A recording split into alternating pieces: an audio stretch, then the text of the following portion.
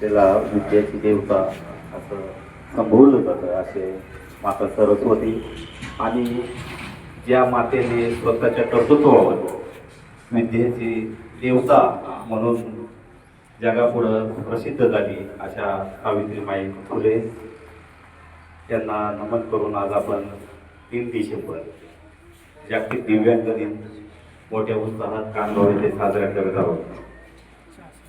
खरं तर दिव्यांग दिनाची कहाणी आपल्याला सरांनी सर्वांसमोर मांडलेली आहे की दिव्यांग दिन हा कशामुळे साजरा केला जातो.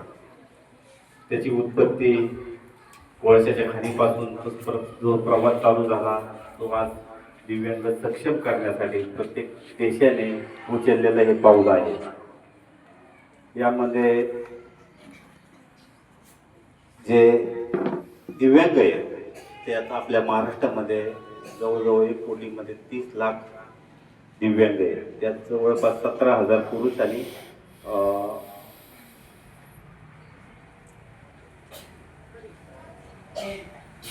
13,000 महिला असा आपला साधारणतः आकडा आहे. आता तो जास्त वाढलेला नाही, कारण की प्लस पोलिओच्या माध्यमातून शासनाच्या माध्यमातून आपल्या जागतिक पोलिओ दिन त्या माध्यमातून जी पोलिओची संख्या होती ती बऱ्यापैकी घटलेली आहे. म्हणजे ते एक शासनाचं थोडंसं सकारात्मक पाऊल आज दिव्यांग व्यक्तींना सक्षम करण्यासाठी एक महत्त्वाचं पाऊल ठरलेलं आहे. यामध्ये अनेक दिव्यांग आहे. त्या दिव्यांगांनी कुठेही कमीपणा न करता जगामध्ये एक आपलं एक स्वतःचं स्थान निर्माण केलं. त्यामध्ये एक आदर्श असं उदाहरण मी देईल की सुधाचंद्रन यांचं. दोन्ही पाय गमावून सुद्धा त्या जागतिक लेवलला शास्त्रीय नृत्यांगना म्हणून आपल्यासमोर प्रसिद्ध झाल्या.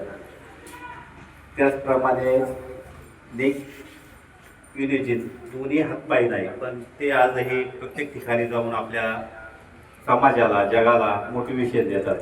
म्हणजे दिव्यांग होणं हा काही गुन्हा नाही, पण त्यातून स्वतःचं मन खच्ची करून घेणं हा निश्चितच गुन्हा आहे.